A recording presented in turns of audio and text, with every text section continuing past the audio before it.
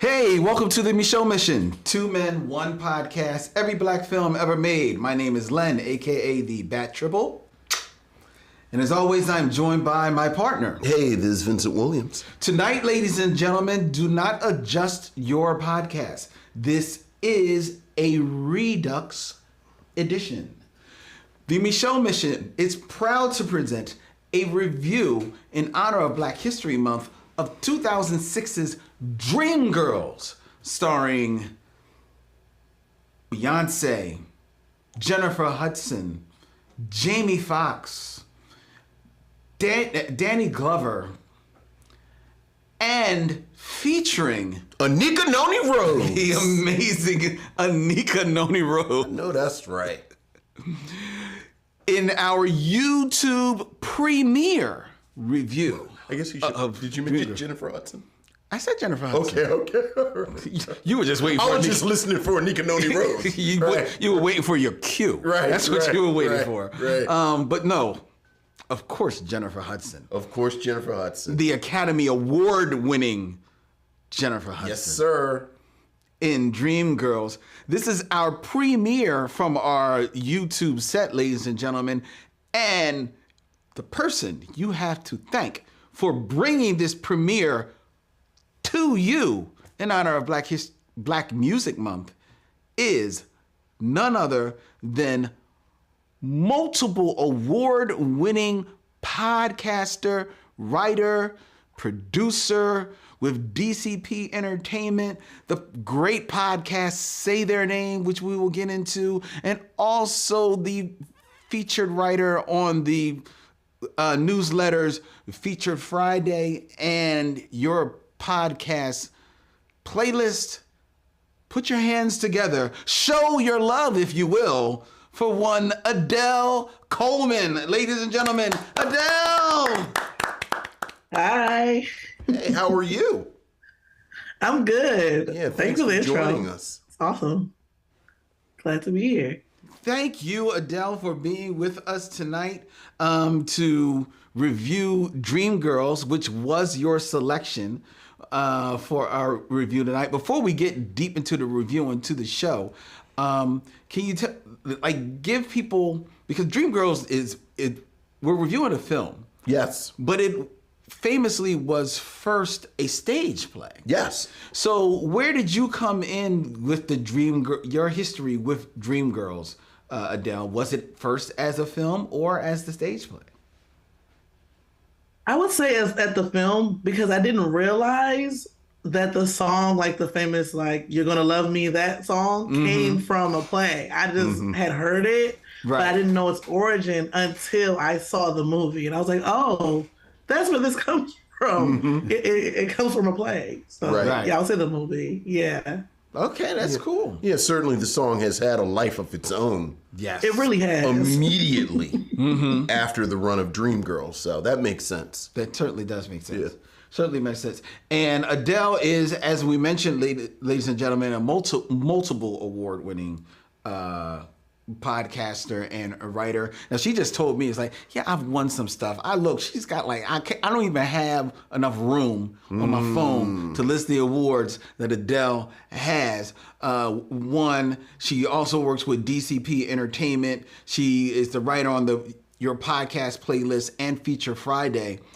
But it's her actual personal podcast, Say Their Name, which is really very interesting. Is a podcast that covers stories from families who lost someone due to negative police encounters. And I think that's really cool, very timely, unfortunately, but very timely and very important podcast. How did you get started with Say Their Name, Adell?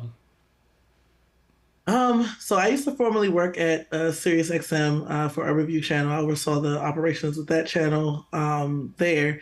And I just remember following like the Trayvon Martin case, and afterwards it just was like, it just felt silent. Like there wasn't really, we all felt some kind of way, but it wasn't really nothing that we could say or do. And I remember, going to the upper management and CEOs and be like, we got to do something. We got to say something about this. And, they were like, not right now, timing and everything. And then once I left there and came over to DCP, that's always been something that kind of stuck with me because it wasn't so much as just telling about what happens in court, but I thought it was important to remind people that these are people because we lose sight of the humanity side of it. And, especially when it starts being incident after incident after incident, we're moving on with the news cycle. We're losing sight that these are humans. Like they have families, their communities were impacted, their loved ones are impacted for years and years and years for various things. So and Say Their Name, we do cover the incident, but we also focus on who the person was before the incident and then how the community and their loved ones were impacted afterwards to give a fuller story of the different layers that one moment in time has. And just to be able to give the families their own platforms. So Chris is my co-host. He's also the CEO of our company. He and I intentionally remove ourselves from the interviews as much as possible. We'll set them up and then we'll just like sit back and let the family speak because we don't get that enough. We hear all these different perspectives, but seldom do we hear the perspectives of the family. So that was always just something important to me to be able to hear the voices of the families, to find ways directly from them how we can support and not just hear it from the news and the media cycle. That's really dope. I actually love that idea of you removing yourselves from the interview so that it's the parents, the family's voices, because so much, sometimes even just the slightest inflection from a media type can do something to shape or contort a narrative. So as much of it coming from the family directly to you, it becomes more of an actual conversation, them talking directly to the listener.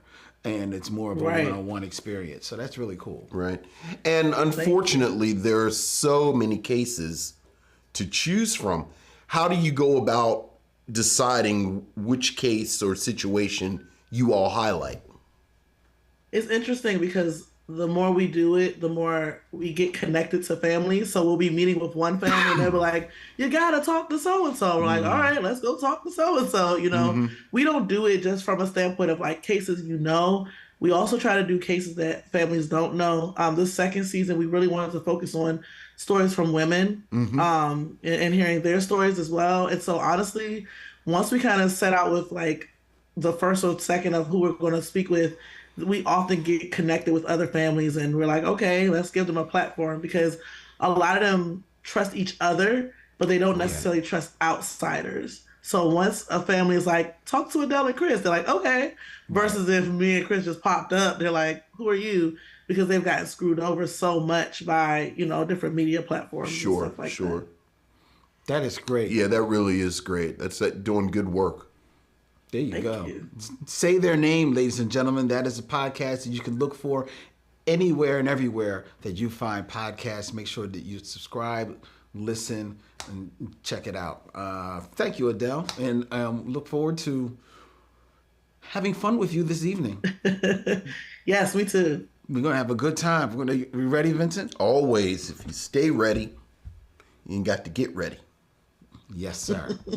All right, so we're going to dive deep really quick and dirty and get right into our show. And I believe, as I look at the clock on the wall, Dylan, we have a missive from the missionaries. Oh.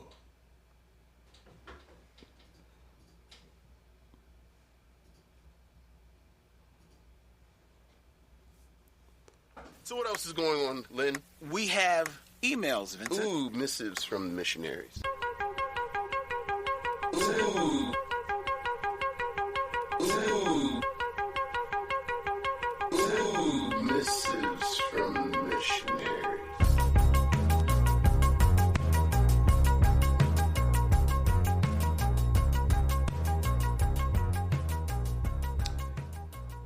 Vincent, we have an email. Okay. We got an email from Luna X. Hey, Luna. With a request. Okay. For Alma's Rainbow. Okay. From 1994. Hello, I'm Luna X, a writer and journalist from Atlanta, Georgia. I adore your podcast. Oh, thank you, Luna. And would love it if you would review the coming-of-age gem, Alma's Rainbow, written and directed by Ayoka Chinzera. The film celebrates its 30th anniversary next year. Luna says that she was able to curate some films in Atlanta and is currently trying to get this film screened there. It is a funny, warm, joyous, and colorful film. This cast of dynamic and audacious Black women light up the screen with the help of costume designer Sydney K. Innes. Chinzera is a clever, brilliant director with a perspective that is still refreshing in 2023, and she's from Philly. Mm-hmm. Hope this makes it to the podcast one day. Thanks for reading. Luna, Alma's Rainbow from 1994. Are either of you familiar with this film? I've heard of it. No. You have? I've heard of it. I had actually, I didn't remember the name, but when I looked it up real quick, I have seen those images before. Okay. And it does look like one of those great indie films that came out in the mid-90s. Oh, yeah. That would very much fit in that pocket that you and I love, like that kind of girl, just another girl on the IRT.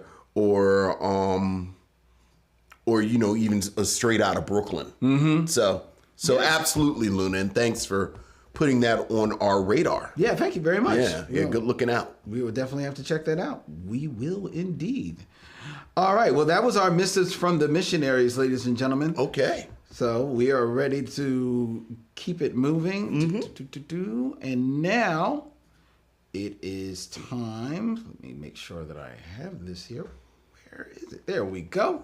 It is time, Vincent. Is it? For the top 5. All right. My top 5 Let's see if it gets my throat. My top 5 is. My top 5 is. My top 5 is. My top 5 is. Top 5, ladies and gentlemen, where I come up with a list, and I usually give it to Vincent to add his scintillating commentary on it. But tonight, Vincent has a partner. I do. We have Adell with him, and the two of them. It'll be a scintillating duo. Ooh. And tonight, in honor of Dreamgirls, which we are reviewing, a film that stars Beyonce, arguably one of the most famous women and celebrated women in the world. I don't even think that's arguable. Very true. Yeah. Very true. Right, true. What is also not arguable is that the name that came out of Dreamgirls was the Academy Award winning performance of Jennifer Hudson. Yes. In a supporting role as Effie. So, in honor of that, these are top 5 supports over leads. Top 5 times when a Black supporting actor outshined the lead actor in a film. Oh, interesting. See if you agree. Now, and this has happened more often than I thought.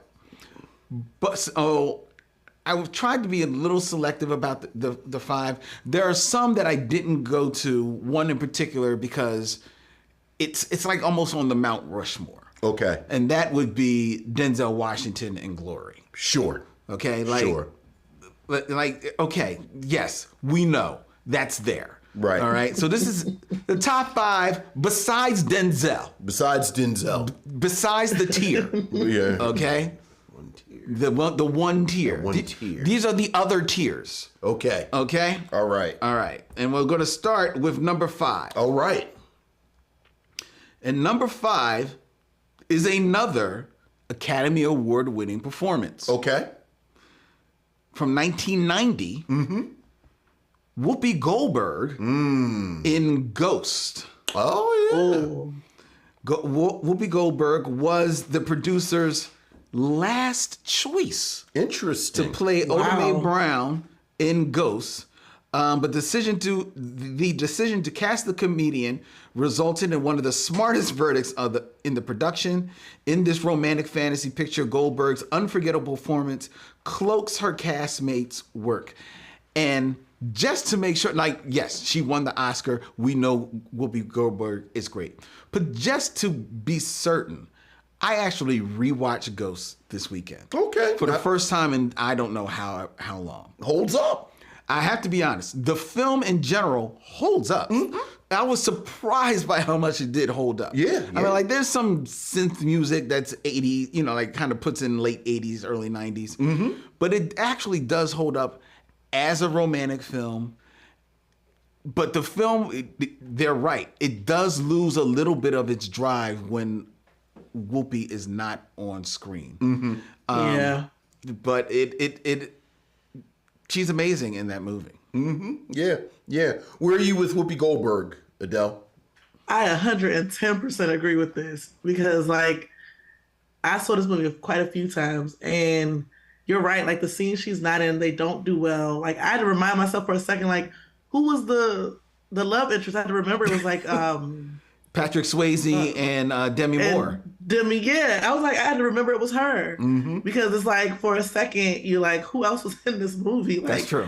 Patrick Swayze and Whoopi's energy together just played off each other so freaking well. Like, yeah, I was surprised you said it held up well. I felt like the little ending when like all the little black creatures came out the ground and grabbed old boy at the end. Oh yeah, probably looked really corny. Well, yeah, some of the effects. I mean, right. you can't help the effects. Yeah. But story wise, you're right. Patrick Swayze and Demi Moore are both very young in their careers here. Sure. But Patrick Swayze more than holds his own alongside Whoopi, and even in the scenes where he has to, because he is the star of the film. Right. But Demi, I think a little bit of her naivete shows through. Sure. And it's a role that she doesn't have much to do. Right. But like you, Adele, I think his just that camaraderie, just that sort of the relationship between he and Whoopi Goldberg is the center of the film. Yeah. Great one. Number 4. Number four. This one did not win an Academy Award. Okay. And I think this may be one of the bigger slights in Academy history. Okay. This is Samuel L. Jackson, in Pulp Fiction. Right. Well, that's kind of a controversial one, though. That's right, because although both John Travolta and Samuel L. Jackson received Academy attention for Best Actor and Best Supporting Actor, Samuel L. Jackson as Jules Winfield definitely outshines Travolta as the star of stars. But you're saying Well, infamously, Miramax decided to push for Jackson in the supporting role because there was some conversation about whether or not they should push for him to be nominated for lead. Yeah. Because when you look at Pulp Fiction, I know John Travolta's the lead and Samuel Jackson is supporting, but there's an argument to be made that Jules is as much of a lead. Well, certainly. And he is the character that has probably, stood the test of time from that movie. Absolutely. I don't know how many people are quoting Vinny Vega anymore, but they're quoting Julius Whitfield. Right. So, yeah, that's I think everyone agrees with that, including John Travolta. Right. Yeah, very true. Yeah. Very true. Are you a Pulp Fiction fan, Adele? I've seen it a few times, not super, but I do think about a Pulp Fiction. It's cool, But I was gonna say I agree. I thought for a long time that Samuel was like, the main actor. Like I didn't think that John Travolta. I thought John Travolta was supporting. I could see that easily. I think the reason why John Travolta gets, some might give the argument to Travolta because he is in 3 segments of the movie. So Samuel Jackson. Samuel L. Jackson's in 2. He's in the opening, and then he's really in the close. He's in the opening. He's in, of course, the great scene in the apartment where he actually does. Well, that's the opening. Right. He's and that continues on until when they, and then he doesn't return to the end. When they return back to that apartment. Right, but that's his scene. No. Like John Travolta is literally in the bathroom. That scene. No, I understand that. Don't get me wrong. Right. But he's got that. He's also in the scene with Harvey Keitel. But you're saying that's still all part of the same. All part of the same scene. Whereas John Travolta has a separate scene with Uma Thurman. He's got like his own little arc there, or at least part of that arc. Right, and I would argue the scene in the diner is Jules' separate scene. Okay, fair enough. Because Vinny's in the bathroom. To a lot of that. Right. That's true. That's true. You know, we're all going to be little cool little Fonzies. Yeah. I like Pulp Fiction. I love Pulp Fiction. Yeah, so. I watch Pulp Fiction. I find myself watching Pulp Fiction and Reservoir Dogs at least once a year. Yeah. I think it's amazingly overrated, but it is a good film. Yeah. Okay. Yeah. Number 3. This is a film, an animated movie. Okay. From 1994. Okay. And this might be, stay with me here. Jason Weaver in The Lion King. Now, some people might be asking yourself, well, Jason Weaver. Go back to 1994. Go back to The Lion King. Think of the voice of young Simba. Young Simba was played by one Jonathan Taylor Thomas of Home Improvement fame. Right? That's who gave Simba his young voice when he was speaking. But when you think of The Lion King, exactly, do you really think of Simba speaking? Or do you think of how he just can't wait to be king? That is not Jonathan Taylor Thomas. That is, in fact, Jason Weaver, who sings all of Simba's lyrics, and in doing so, totally outshines Jonathan Taylor Thomas. Adele, agree with me or not?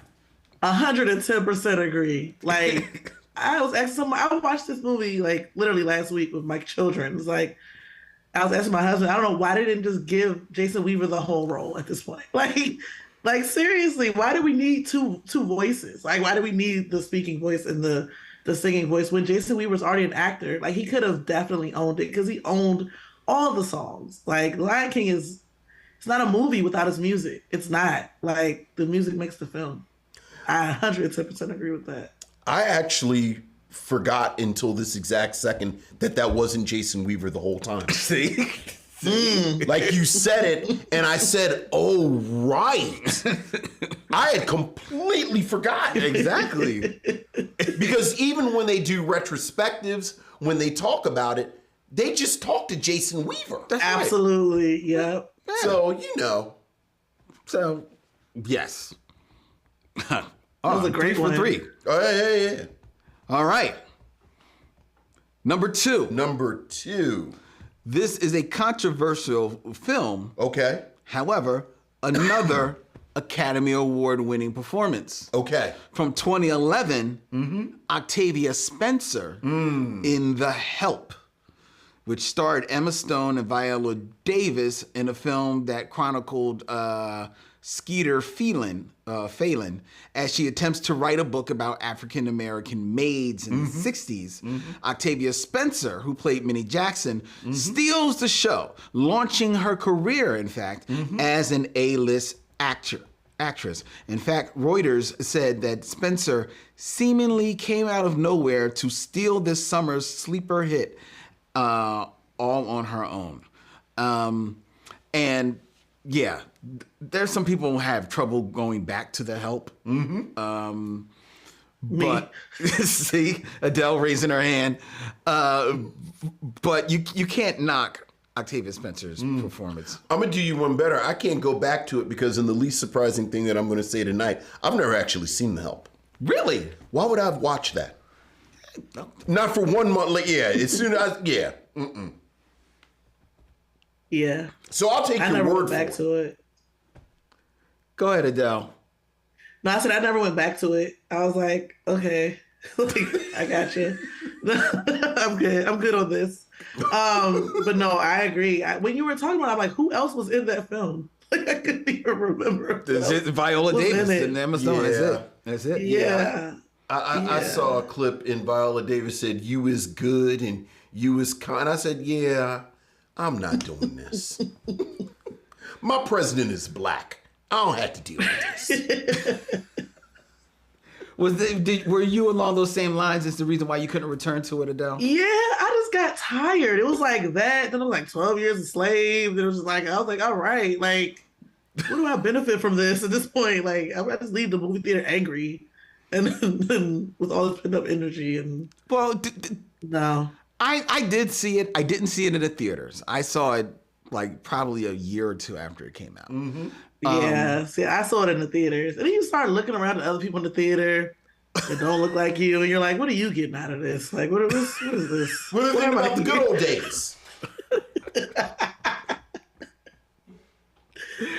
I'm like, why am I here? Okay, all right. Well, But yay for Octavia Spencer. yeah, I mean, I just celebrated, like, hey, this, because to me, this was the movie that put, like they said, Octavia Spencer on the map. Mm-hmm. And honestly, to me, it was the first movie that I really remembered Viola Davis popping as well. So, see where they came from. Now, it's interesting, in like going back over old TV, you see Octavia Spencer and Viola Davis pop up in old TV shows. Sure. Like, hey, look at her, but this is where they got to. Everybody's got to start somewhere. Yeah, man, look. And I like Emma Stone. Look. Anyway, I'm never watching it until we have to watch it for this. I'm going to have to make that sooner than later. All right. There may be a month where I just make you watch. Just hate watch some movies. Just hate watch some movies. Your birthday's in November. Yeah, so just Maybe that'll be our theme for November. So what can we? So we can do that. The Help. We do The Help. Amistad. We do Amistad. Oh, Get you ready to give us free. Do Amistad. We do like Ghosts of Mississippi. We do Ghosts of Mississippi. What's a good fourth one? It's too bad that we've done Driving Miss Daisy because that would fit so neatly. But we into haven't this. done Green Book. And then we do Green Book. It's just like a month of hate. Just a month of seething anger. Dylan, are you writing these movies down? There's your birthday title, gift. Seething anger theme. Month of seething anger. We can call it Burn Hollywood Burn. And I'll start every show with Happy Birthday, Vince. Right. Tonight we're Right. Jeez. okay. Number one. We're going to 1996, and yet again, another Academy Award winning performance. Okay. And that would be perhaps this actor's best performance. Okay. Cuba Gooding Jr. Okay. in Jerry Maguire Absolutely. from 1996. Jerry Maguire was released and became a cultural juggernaut and, to some, a classic film. It follows Tom Cruise's titular character as he breaks from his sports agency in an attempt to sign an athlete, Rod Tidwell, played by one Cuba Gooding Jr. Gooding brings the jock character to life with the quippy, memorable line, "Show me the money." Show me the money. And I would argue that this is indeed Cuba Gooding Jr.'s best performance. I think he is actually, it's interesting that he, in Boys in the Hood, he plays the best friend of a guy, Morris Chestnut, who's about to become a football star. Right. And then Cuba Gooding channels Morris Chestnut to play a football star. Yeah. Who in this film and then wins an Academy Award for his efforts. And shame to say, it's been downhill ever since for the gentleman. It's a great performance, and I think part of what makes it so great is that it didn't have to be that good. Like there was nothing about that you could, you don't have to stretch like you did. So the fact that he turned that into that performance is admirable in and of itself. Have you seen Jerry Maguire, Adele? Yeah, I was sitting here because when you were saying it was his best, I'm like, let me think. Because people will argue that Boys in the Hood may have been one of his best, I feel like. But, like, right. I was like, Got to punch the air like Trey.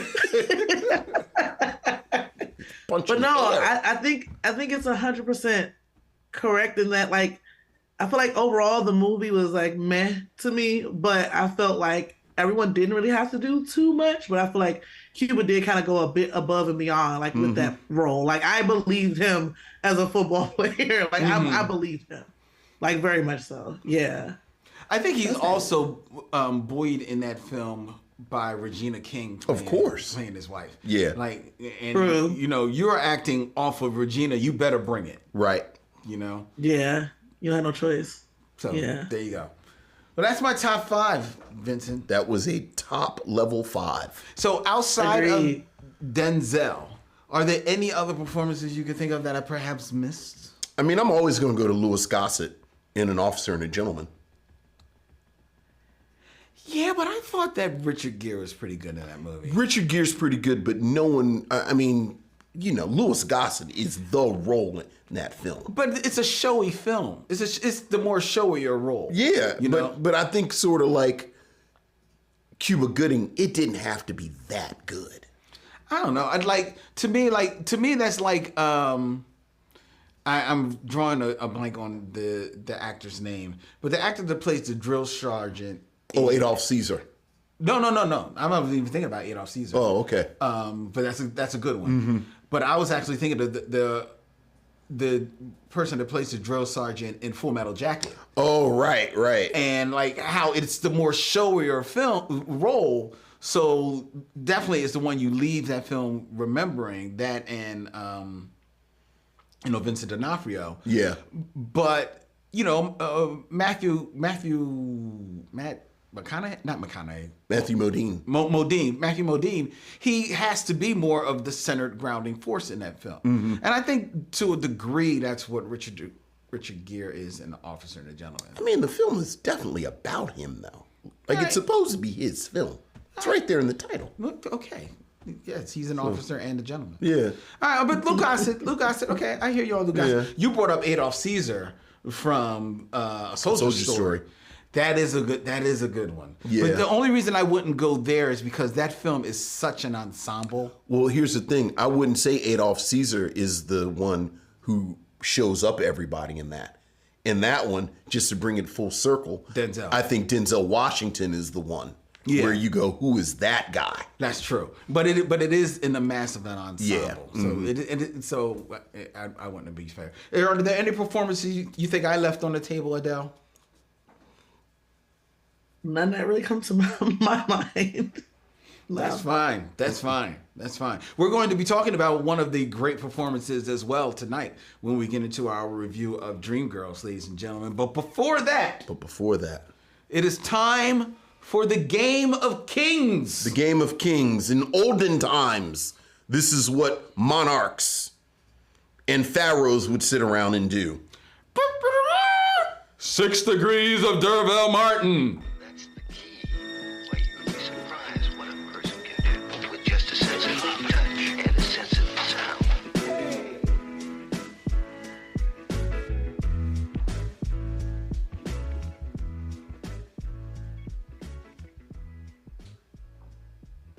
Hey. Oh, was he pointing? I missed it.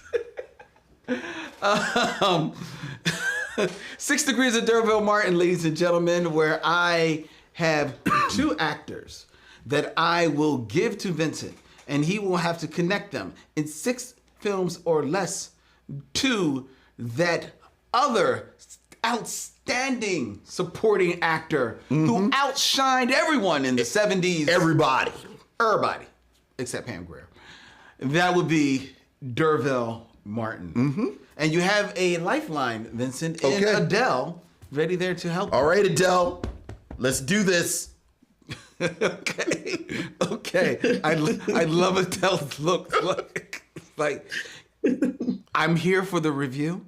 All right, Vincent. All right. Keeping it themed. These are noted black character / supporting actors. Noted black character / supporting actors. Yes. Okay. Number one. In 6 films or less. 6 films or less. Connect D'Urville Martin to Brock Peters. Oh, Brock Peters. Well, this is how you get to Brock Peters fairly quickly, actually, because D'Urville Martin is in Guess Who's Coming to Dinner with Sidney Poitier, who is in Porgy and Bess with Brock Peters. Well, that is just how it is done, ladies and gentlemen. Look at him. Look at this man. Look at this beast.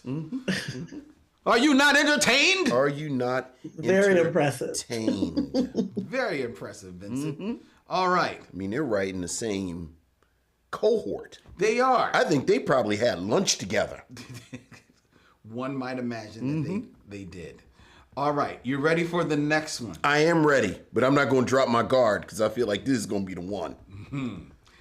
In 6 films or less, connect D'Urville Martin to this graduate of Juilliard. La-di-da. And ho-di-do. One Leslie Uggams. Leslie Uggams. Well, here you go. I'll be a little fancy with it. Oh, why don't you? Because D'Urville Martin, once again, is in Guess Who's Coming to Dinner with Sidney Poitier, who once again is in Porgy and Bess with Brock Peters. Yes. But Brock Peters is in Black Girl with Leslie Uggams. I missed that connection. I missed that connection. Very good, Vincent. Very, very, very, very good. Double check that for me. That is Brock Peters in Black Girl. Let's see. That plays old girl's ex-husband. That is, in fact, Brock Peters. Okay. Yes. All right. There you go. Yes. Wow. I missed that one. I was sure you were going to have to go to Deadpool. Go to Deadpool. Go to Deadpool with Leslie Uggams. Yeah. I don't know what else Leslie Uggams is in besides Black Girl, because she really was more of like a showgirl, not showgirl, but entertainer, like a singer. Yeah, kind of. Yeah, I think she had like a. You're right, because her filmography is relatively small. She had like acts in Las Vegas and the I didn't know that. So she was like a Lola Falana. She was in that Lola Falana, Diane Carroll kind of. Lena Horne. Like I have a show. Really? We're gonna go to the casino, and then tonight we're gonna put on a tuxedo and go to the Flamingo Room and go see Leslie Uggams. Wow. Yeah. Did you ever see her? I did not. Yeah, I did not, because I was not going to Las Vegas in 1957. Okay, she's been around for years, Yes. Vincent. Did I see Leslie Uggams? Well, How old do you think I am? Well, I thought Lena Horne was doing Las Vegas in the 70s. Right. So I figured Leslie Uggams. Leslie Uggams. Because Leslie You thought Uggams. maybe my parents were taking me as an infant to go see Leslie Uggams? No, I'm only saying. What do you say about my parents? Well, you've shared. Let's go to the casino and take the infant with us. You share some stories about your parents. I'm just saying. Looking at her filmography, right? She did. You mentioned Black Girl in 1972. Yes. In 1975, she does Poor Pretty Eddie.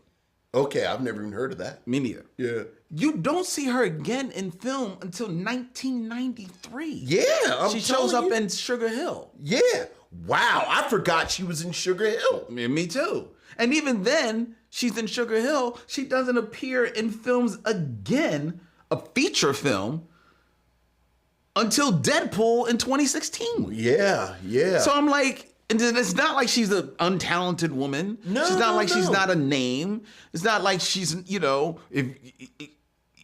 I mean, why is it? I always wonder, why wasn't she getting the roles like, Dude, Cecily Tyson? Dude, I think we just said it. And I love Leslie Uggams, but I think Leslie Uggams is getting the phone calls after Cecily Tyson, after Diane Carroll, after Lena Horne. I don't know how many phone calls Leslie Uggams is getting first. Oh, wow. After Lola Falana. You named a lot of the reasons why you don't see Leslie Uggams. I would call Leslie Uggams before I call Lola Falana. I don't know if she's putting butts in the seats like Lola Falana. Okay. Look. Well, okay. All right. That's fair. Lola Falana probably puts seats quicker than Leslie Uggams. Yeah, look, so, man, yeah, look. I hear you on that. This has been 70s and 60s multi-hyphenate talk. They're singers, they're dancers. Because they had a show. They sing a little bit, and then, they tell some jokes. They had some banter with the band. Yeah, I get you. Have banter. And sing some songs. I get it. I get the idea of the show. I just Right. think she should have been Maybe a dramatic monologue okay. about when she grew up. I don't know if they do dramatic. When I was growing up and... To when I was 17. Right, No, I don't think they're doing that. It's like banter. No, she's not doing that. Banter. She's not. And then she sing a little bit. Then two dudes come out in tuxedos and lift her up. Right, and they do a little dance number. Start tap just a dancing. little dance number. We do a little dance number. And then it's a show. And then they tell you can have the fish or the prime rib, but you should get the prime rib. Because the fish is real shaky. You do sound like you had a front row seat. I know, right? Yeah, I was gonna say, Sound like you were in your stroller like, You get the prime rib and a baked potato and some cream spinach. I wasn't giving no cream spinach in Vegas. Get cream spinach. It comes with the prime rib and the baked potato. Nobody wants cream spinach with no prime rib. I feel like it was some cream spinach. No, it's no. Kind of come with... No. What was the vegetable? that's probably just a garnish or something on top. Yeah. Something Not no else. cream spinach. Not cream spinach. Then No. You have a big old hunk of cheesecake for dessert. And had 4 martinis. And then she does a show. Then you go home to your whites only hotel.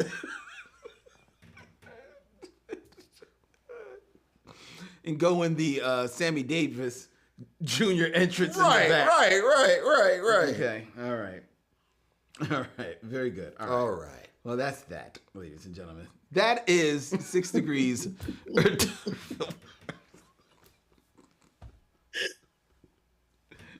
Are you glad you joined us this evening? I am so glad. This is awesome.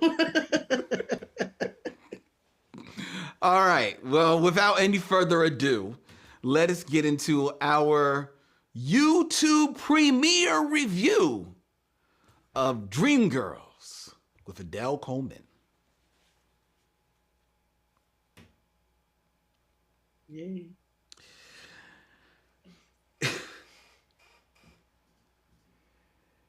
A trio of black female soul singers cross over to the pop charts in the early 1960s, facing their own personal struggles along the way. Dreamgirls from 2006, directed by Billy Condon and starring Beyonce, Jamie Foxx, Eddie Murphy, Danny Glover, Jennifer Hudson, and Anika Noni Rose, another hyphenate. was a film that won Jennifer Hudson in her feature film debut Yeah, I was about to say introducing Jennifer Hudson. at an Academy Award for Best Supporting Actress, and also features in this stage adaptation of a well-heralded Broadway play, an amazing soundtrack, but the movie's got a couple of extra songs. This was a selection of Adell Coleman, our guest of the Say Their Name podcast, tonight here on the Micheaux Mission. Adell, what have you to say of Dreamgirls? So I picked Dreamgirls because we're talking about Black Music Month, and I'm like, what better than a Black musical? And I love musicals, like absolutely. Like I can sing this whole soundtrack. I won't do that to you guys because it won't sound good, but I'll know the words. But no, I just thought that this was a really phenomenal like film. I thought it was casted very, very well. I think that Jennifer Hudson did her thing. I also think Anika Noni Rose, like I loved her. I loved her role in the film as well. And I don't know. It just felt good to see a bunch of Black folk like and what we kind of deal with. They highlighted really important moments like the passing of MLK, and then like you got to see like the dark side of the industry, and then also poaching of songs like Cadillac. That was one of my favorite scenes because it was so crazy. Like just kind of seeing like the journey beyond like, okay, this is like a music business and, you know, the inner workings of what they deal with, like challenges, but also being run by people of color and just kind of getting replaced because of her size. Just like all the different things that kind of poured into it. I thought this was a great film. Yeah, it's a really incredible movie. We reviewed it before and have, you know, lauded it, rightfully so. I was surprised watching it again that, you know, I remember the first time watching this film and being introduced to Jennifer Hudson. And well, first of all, I remember being introduced to Jennifer Hudson on American Idol. Because that's where she got her start. And famously, she did not win American Idol. She didn't even make it. I don't think she even made it close to the finals. To everybody's chagrin, which definitely pointed to American Idol being BS. Yes. But basically, right. But I remember the first time watching this film in the theater, and her singing, and I know when I am being touched by somebody singing because I feel flushed in my cheeks. I just feel it, and I'm captivated by what they are doing, and it's even more so in a musical because in a musical, not only do you have to project and you have to be giving the voice to the song, but you also still have to be present in that you are still performing, you're acting, right? So you still have to be in character and not just be singing to your intent, to your heart's intent. And Jennifer Hudson, for being a first-time actress in this movie, every time she sings, she is performing. She is acting. Some might say, like she may be doing a little bit overacting because she is new, maybe a little bit, but she's selling the hell out of those songs. And today, watching this film, probably maybe for the 5th time. Sure. My cheeks were still just as flushed, man. Yeah. Every time she sung, it just really just like it captured me. You know what I'm talking about? I agree. I think it calls, I think musicals, because I love musicals, like they have like a little bit of like corniness to them. And like, I feel like because of that, you have to overact. It's not, it's not like a regular drama film or something like that. You have to like be theater for film, basically. And I really feel like that's what this like really accomplished. I feel like, I'm gonna just say it, when she did, her big scene, and I'm telling you, you're gonna love me. I don't ever know the titles. But like when they were basically kicking her out of the group and she came bursting through the doors and they were playing with the mirrors, and that last note she hit, you can feel that in your chest, your whole body. And I remember watching it in the movies, it was like, they don't know how to follow this. And they didn't. They literally just like the Dreamgirls, and they just posed. Because they had nothing to follow that with. How do you follow that? Like, for real. It was crazy.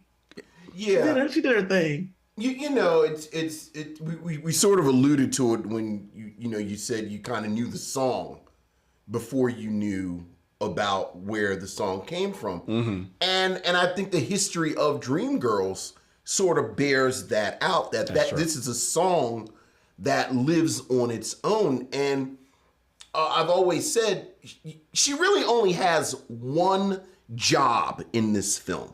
Like, you have one job, you have to do the song in a way that, frankly, you don't embarrass yourself. Right. Right. Like, you're going up against, at this point, almost 30 years of memory of Jennifer Holliday singing. Clearly, you're not going to do as well as Jennifer Holliday. Right. So don't embarrass yourself.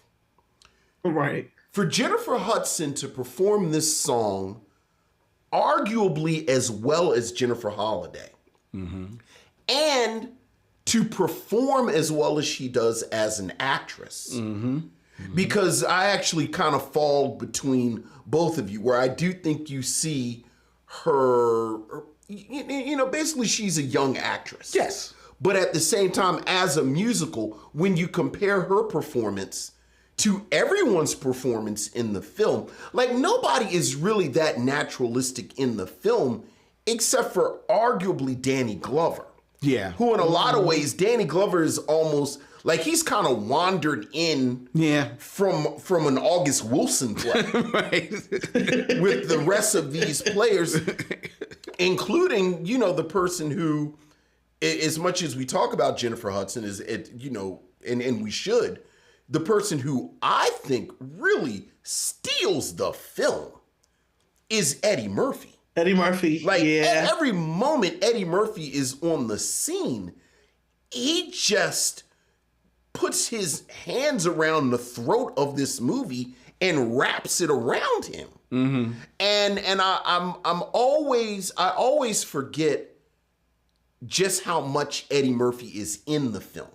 Yeah, that's true. Like the film really kind of starts with Eddie Murphy in that, this wonderful moment in the dressing room. And then, this Jimmy Early character is a real through line almost to the end of the film.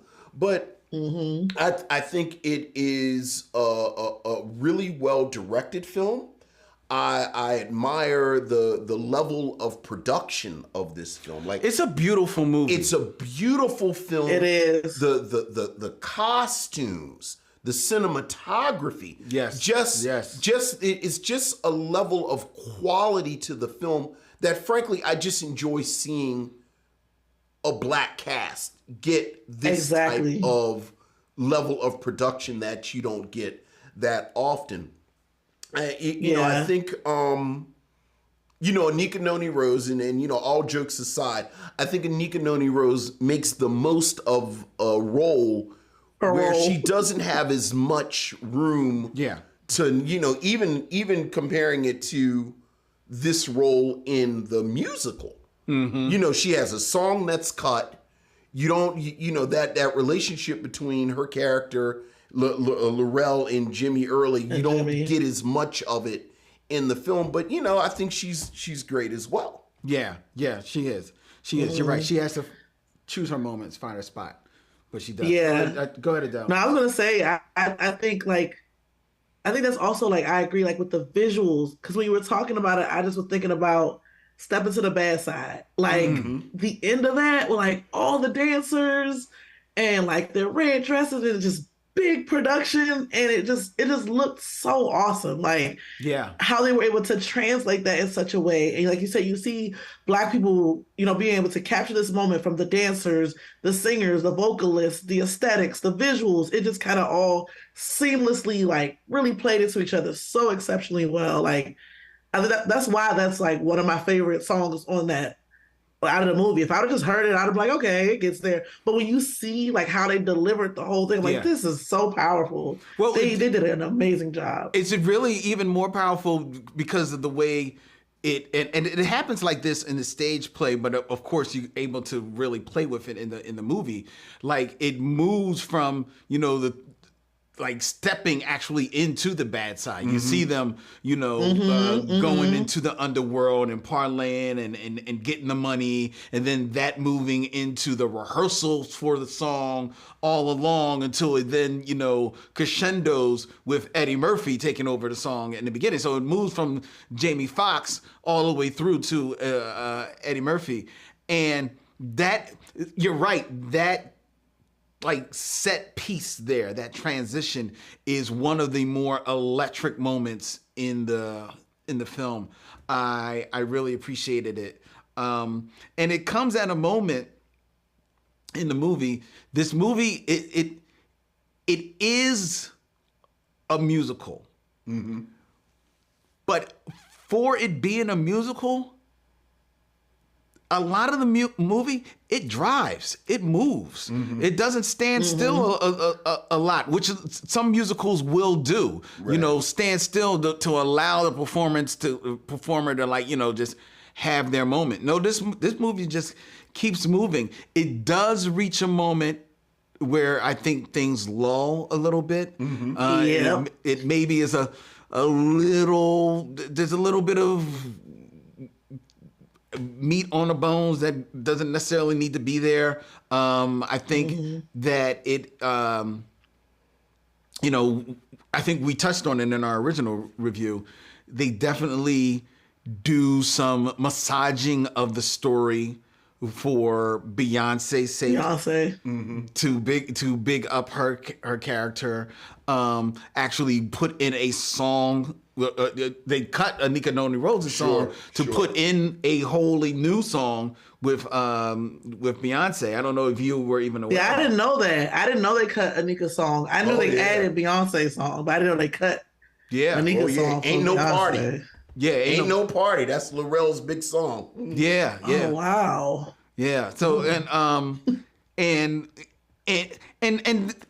the reason why it stands out as egregious as it does, is because not only is it this song that is not on the stage play at all, so it's totally made up for the movie, but it's then put in the movie and filmed in such a way that this is what every, you know, typical musical would do. This is the big moment for the star to shine and try and go for the Oscar, go for the lead Oscar, and you can feel it. You can feel it, and that reason it comes off artificial, forced. Very forced. It was very forced. Yeah, like as soon as you were saying a lull, I'm like, Beyonce, like, listen.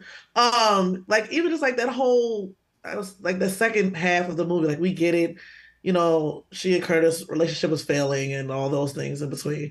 But it just kind of felt like once that song came in and, you know, we don't even see much of anyone else, like for a couple scenes, you know, it just became really like dull and it wasn't really moving the movie in the way that it felt like it should, you know, or at the pace it had been going. Because even as things happen, when you get the death of Jimmy and, you know, all the other stuff that comes out, that still was continuously moving, but it just kind of sat in this place where it was like, you know, Beyonce, now she's going solo and she's going to do this movie. She's in a terrible relationship. Now listen to me. It just kind of sat in that space of her in a way that didn't fit the pace of the movie overall. Like it didn't match. It just kind of felt like you were trying to put a circular piece into a square. Like it was just trying to force it. Well, you know, it's funny. As you can tell, Lynn and I are fans of the original musical. And you know, I think you have to watch slipping into that kind of fanboy pedantic, oh, it's not like the source material. But at the same time, I think that there is a critique even within the film where you can talk about something that just to start at the beginning, I always knew DREAMGIRLS was going to be a challenge as a film. Because from the very beginning, you know, back to the 80s when people were talking about it and it was being developed and you would hear these names that wanted to be attached to it. Famously, Whitney Houston wanted to do it at some point. And I think the challenge was everyone was paying so much attention to And I Am Telling You. And through extension, this Effie character, I feel like no one ever really articulates how much Dina Jones is the real character arc in this film. But for her to have an arc, you have to start at the start where Dina Jones is a creation of Curtis. Right. So this whole bit that they, they kind of pay this lip service to, oh, Dina is always on the side. And then at one moment when they actually come out, Dina's mother has this ridiculous line where she says, oh, I never thought that much of her voice, when it is actually Beyonce singing as Beyonce. Like, there's never a moment in this film where Beyonce is not Beyonce. That's right. True. That's right. So that True. if you go by what the film is saying, that Curtis has this vision, Curtis has this dream, he's going to create this lead singer to kind of be the avatar of his vision and this dream. You have to actually create something. Right. And I think the film, and I actually took note of it, throughout the film, Beyonce is always standing in the middle. Beyonce is always in the foreground. There's never a moment where Beyonce doesn't remind you that I'm one of the greatest singers of the last 30 years. So this notion that Curtis has this revolutionary idea to put Beyonce in front of people falls flat. So that when you have the moment where the Dreamgirls premiere, you don't have this wonderful kind of revelation that this person, because you've been watching Beyonce for an hour. Right. And without that arc, it's just, again, you get scene after scene of Beyonce being Beyonce, which is fantastic, but it's not Dina Jones. Dina, Yeah. I think that she had that challenge to go against even before the movie released, because when you think of Beyonce, like, we're casting Beyonce. Well, Beyonce was part of a girl group. So, you try to go into it with a clear head to see, like, okay, how is she going to now become Dina or whatever? But to your point, even for me, I remember talking to my friends because we saw it in the movies. She's like, this is just what she did to Destiny's Child. Like, she was just leading them and doing, like, how do you then break away from that reality when, like you said, even in her acting and going through it, it's still Beyonce just going by Dina in this film. It felt like you couldn't really break away. That's interesting you say that, because I think one of the ways, and this is conjecture, but I think one of the ways the movie tries to get you to detach yourself from that reality of, whatever controversy, whatever the rumors are about why Destiny's Child broke up. Is that the movie never really interrogates Dina or Nika Noni Rose's character about the breakup. The breakup happens, you see it happen in that big scene, and then you're left with Effie singing her big song. But then the rest of the way, the film is not interested in asking, well, okay, Jimmy's, I think Curtis, he's going to try and jerk over Effie by, like, redoing her song. By the end. By stopping whatever money or fame she's supposed to get or whatever. But the movie is never interested in asking the other two girls, why are you complicit in this? What is your stance on this? And I think the reason they do that is because they don't want to have Beyonce doing scenes where she is being complicit in jerking over the other people in her group, because that is very easy for people to fall into, like, just like you said, without even seeing it, people were already saying this is just what she did to Destiny's Child. So people would just start, that would become that narrative, right? Then by the end, the movie then has to pay lip service to, oh, I had no idea that they were doing this to you. Get the hell out of here. But even that is a disservice to the character of Dina. Exactly. Like if Dina's going to be an actual character, and again, you actually see this in the play, where she goes from this kind of innocent girl to, to your point, I thought your instincts were dead on, where Act 1 ends with I am telling you, because as you said, you can't follow that. But Right. Act 2 starts a couple of years later, and they do a DREAMGIRLS redux, but it's a couple of years later, and the lyrics have changed a little bit. And Dina is now more confident. Dina is now kind of basically Diana Ross. Right. And so that by the end, when they have they have the duet, right, where they talk about "You're My Dream," where Dina says, "I'm a woman now."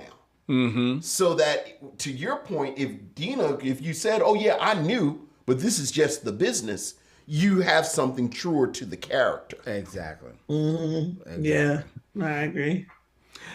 I do want to say a slight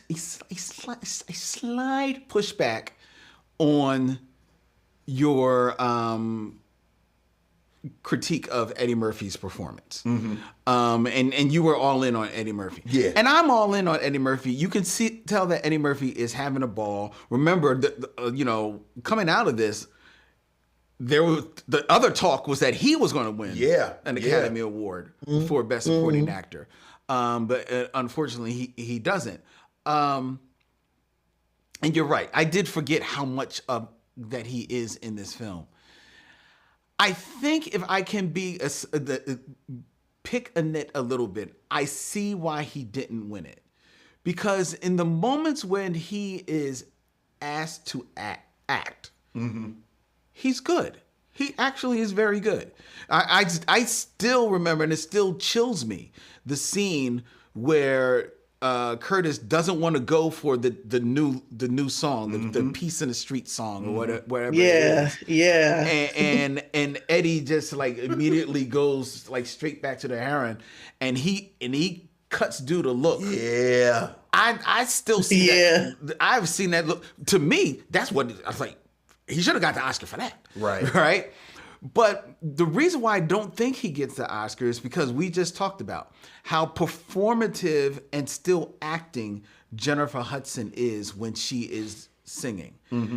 Eddie does a fair amount of singing in this song, in this movie. And in the top part, he's Eddie Murphy party all the time, having a good time singing it, right? Basically, yeah. He is, right?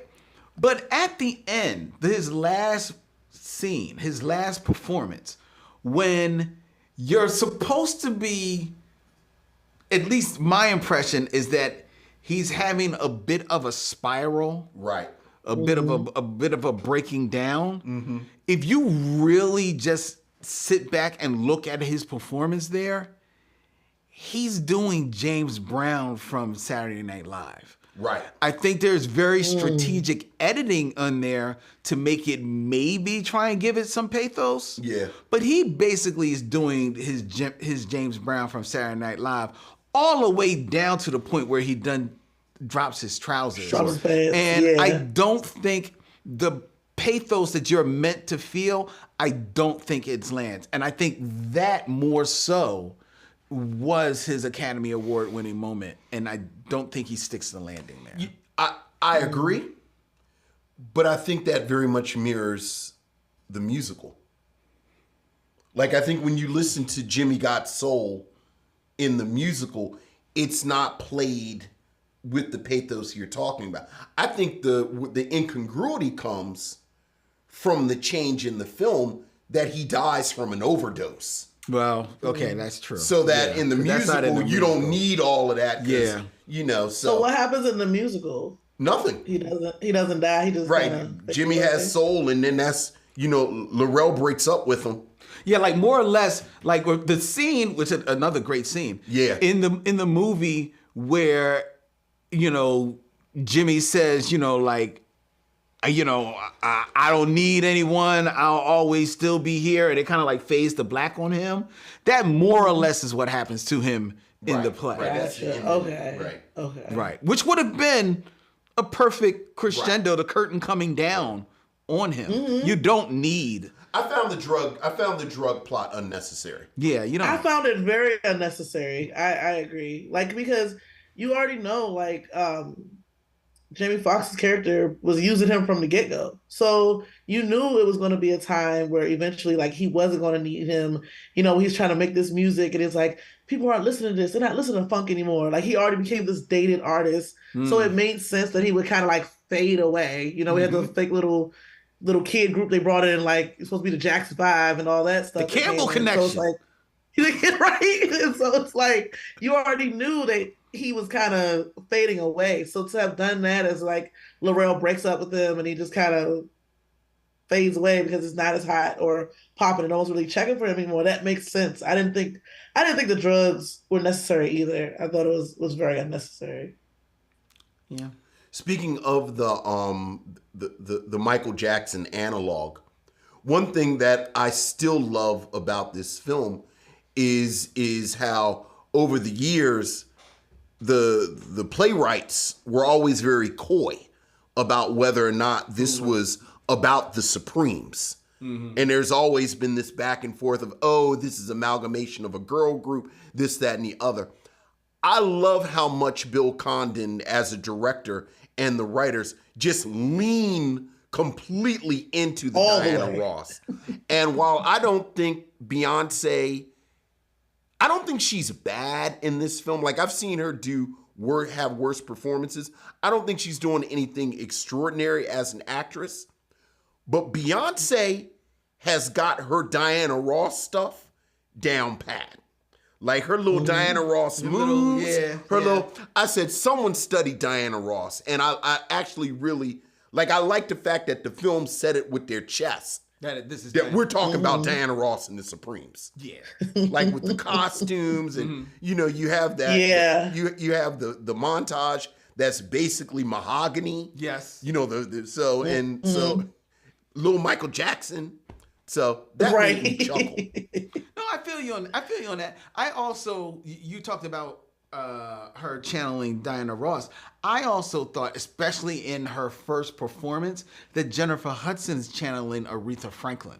That's interesting. And I felt it immediately with just the way she started to move, because Aretha wasn't like a big dancer, like I got dancers, so, and like if you look at that first performance, there's a reason why Effie is like, no, I sing lead. Right. I ain't got time for all this movement. Right.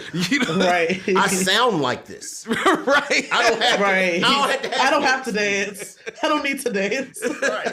Right. I sound like this. Exactly. Yeah. So I thought she was channeling like a little bit of Aretha Franklin, a little bit of in her attitude, Sure. And actually, I thought that was actually kind of profound because Jennifer Hudson has talked about how much Aretha Franklin has meant to her, as like a motivation and then as a mentor, and how privileged she was to play her. So I thought that was kind of cool to see that right there from the beginning. Yeah.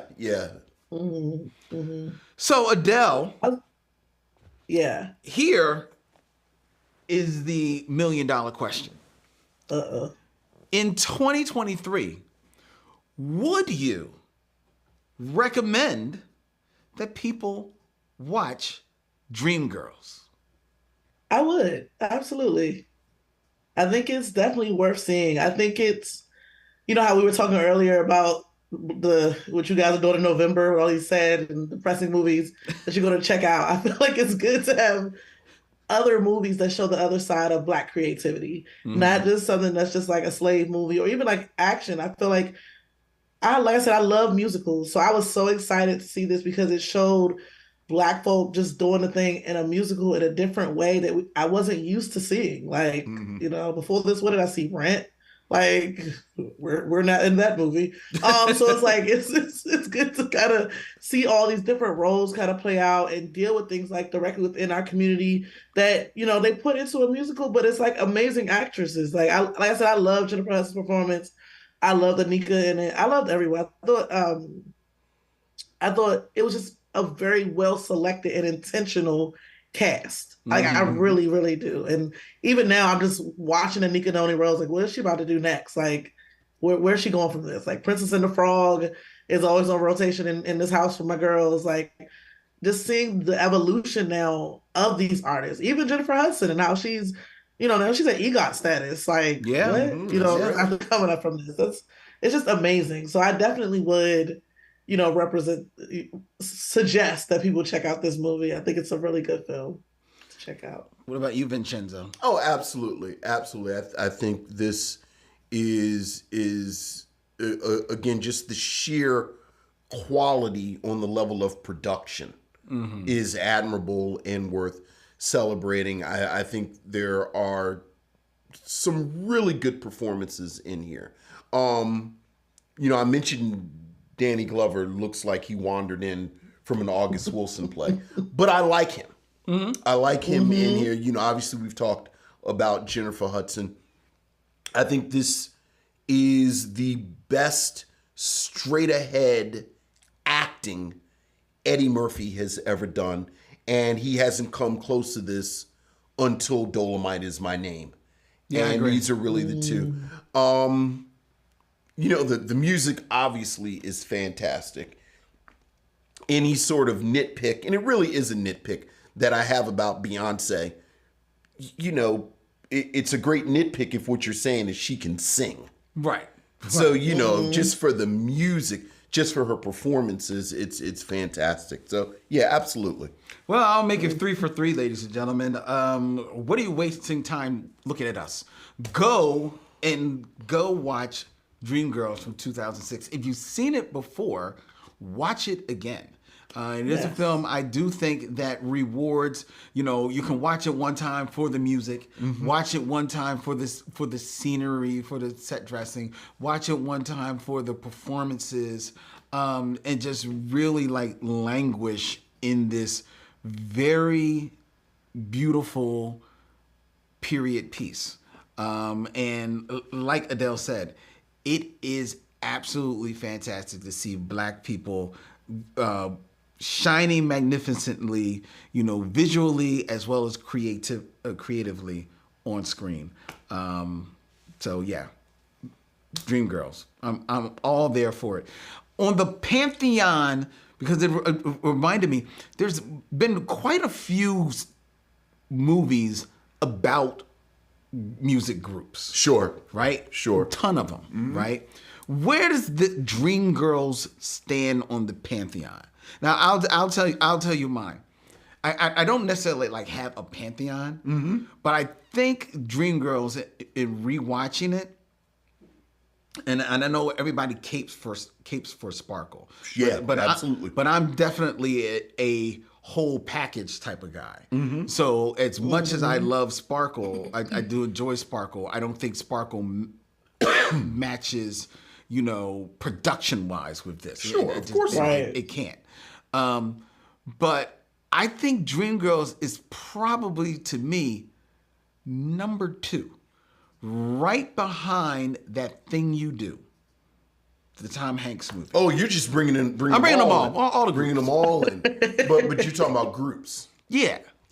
Not like just singers, because those tend to be just biopics. I actually love That Thing You Do. But I think That Thing You Do really focuses on the drummer character, obviously, and arguably the lead singer. It's really their film. I mean, Whereas I'm going to go with the 5 Heartbeats. As my 5 Heartbeats, I think is my number 1. Yeah. I think 5 Heartbeats is my number 1. If I can't choose the Temptations miniseries. No, you can't choose them. All right, so now, right. You know what's funny is I didn't realize that was a miniseries. I thought that was a movie. Until fairly recently, they were like, that was A lot of people think. Yeah, a lot of people like that. It sounded like you were co-signing with him, Adell. Yeah, I was. I would agree. I would say Dreamgirls is top 2. Sparkle. It just felt like something was missing for me in Sparkle. I don't know what. It just felt like it's almost there, but Yeah, not. I don't think all of the performances gel. it was just a little off. But I would definitely say Dreamgirls is the top 2. See, I knew everybody's going to cape for the 5 Heartbeats, and don't get me wrong. You got to. I like the 5 Heartbeats. I do. But, and I guess it was more because I am an the whole production type of guy. Five Heartbeats, production-wise, does not stand up to this I mean, film. But that thing I you do agree. is a Tom Hanks film, basically. But I'm saying it doesn't stand up to Dreamgirls. It doesn't stand up production-wise to Dreamgirls. And I'm talking production-wise, not just, okay, yes, there's, of course, Beyonce is going to have more of a budget. So it's going to look better. Yes. So, but I'm not even talking about that. I'm talking about just the directing. I'm talking about the writing. It's that much better. And even then, if you want to break it down on the performances, Five Heartbeats has some good performances. Yeah. It does.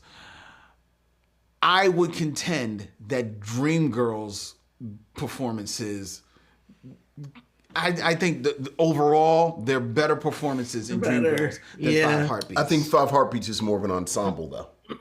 Like, I think Dreamgirls has performances that kind of just stand on their own.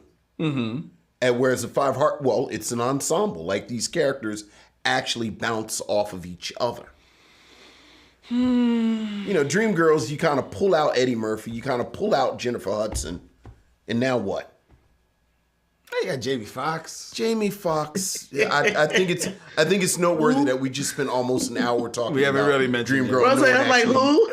Right. We didn't even really mention it. Yeah. Okay. All right. Look. I see that. I acquiesce. Yeah. You know, it's your own list. Yes. Let us know what you think, ladies and gentlemen. Where would you put Dreamgirls on your pantheon of music group films? But while you're doing that, make sure that you check out Say Their Name, available where all podcasts are, and check out this great work that's being done by DCP Entertainment and Adell Coleman. Adell, thank you so much for joining us this evening. Yes. Thank you. Thank you for having me. This has been so much fun. Well, good. Oh, we're glad you liked it. We appreciate you taking the time to sit with us and review films, and hopefully you'll honor us with your presence again somewhere down the line. Of course. I would love that. This has been awesome. Excellent. All right, we're going to let you go while we sign out. Adell, please be blessed and have a great day. And if anybody wants to get in contact with you, maybe hook up on you on social media or wherever, how should they? Yeah, they can follow me on Twitter or Instagram at I am Adell Coleman. It is spelled Adell instead of Adele. It's 2 L's, 1 E. So I am Adell Coleman on all social media platforms. All right, Excellent. she is Adell Coleman, ladies and I gentlemen. am. Thank you, Adell. Take care. Good night, Adele. Thank you. Good night. All right, before we tell you what we're doing next week, I invite you all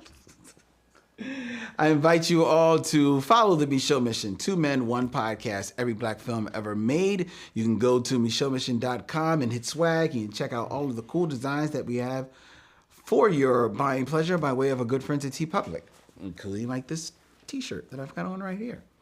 One thing that you can't get on our TeePublic store is you can't get these cool sneakers. Look at these. These sneakers, which have an ice cream motif, ice cream sundae motif, were designed by my beautiful 14-year-old niece, Simone. Ooh. And she has her own line, Sim1. And we'll put a link where you can check out all of her designs in our show notes. Very nice. Right? Yeah, it's very cool. I like it. They're comfortable. Yeah. They're real comfy. I like them. I got like 3 more pair at home. All right. All right, the Micheaux Mission. If you want to follow us, we're available on Instagram, Facebook, and Twitter. Any social media of your choice at Micheaux Mission. You can also subscribe to the Micheaux Mission on YouTube. Follow us on YouTube, ladies and gentlemen. That's where you're watching us. Subscribe. Hit that bell so you're noted and told every time we put a new video up at youtube.com/Micheaux Mission. You can always email us your thoughts. Send your missives from you, your missionary, to micheauxmission@gmail.com. That's MICHAAUXMISSION@gmail.com. Or why don't you leave us a voicemail? Ring it up. 215-867-9666. Tell Vince and Len what are on your mind. The Micheaux Mission is also a proud member of The Podglomerate. ThePodglomerate.com. They make podcasts work, such as ours, which streams to you every Tuesday night at 7 p.m. from the Video Content Factory. It does. Philadelphia's premier video podcast palace. Go to videocontentfactory.com. That's the videocontentfactory.com and reserve your time right now. You can't reserve this studio, but they've got other studios that can be yours for your podcast. All right. Next week is July 4th, ladies and gentlemen. It is. And we won't be here. We'll be celebrating our own independence. Yes, independence from these chairs. Yes. But we will be returning on July 11th. Mm-hmm. And we will have a very special guest. Yes. And we will be doing another YouTube premiere. Yes. Right here. And this guest will be live in studio. As Vincent and I are very pleased to welcome our good friend and one of the contributors to the Class of 1989 podcast, Maori Holmes. Yes. Of Black Star Film Fest. Yes. Will be joining us on Tuesday, July 11th, when we review The Best Man. Right here from 1999, ladies and gentlemen, making a YouTube premiere, The Best Man with Maori. We probably will start talking about The Best Man holiday. Sure. The final chapters. Sure. It's everything Best Man with Maori. Sure. In 2 weeks. We can. We talk about how from the very beginning, Harper was a terrible person. And it never stopped. He didn't get no better. Yeah. I remember the guy on YouTube talked about Nia Long played terrible people, and you didn't think about it because it was Nia Long. Mm-hmm. I think it's the same thing with Taye Diggs. Like, because it's Taye Diggs, but Harper was actually a terrible person. Terrible person. And we'll be talking about it with Maori in 2 weeks here on the Micheaux Mission. Until then, ladies and gentlemen, he's Vincent, I'm Len, and in parting, we say, We'll see you when it's time.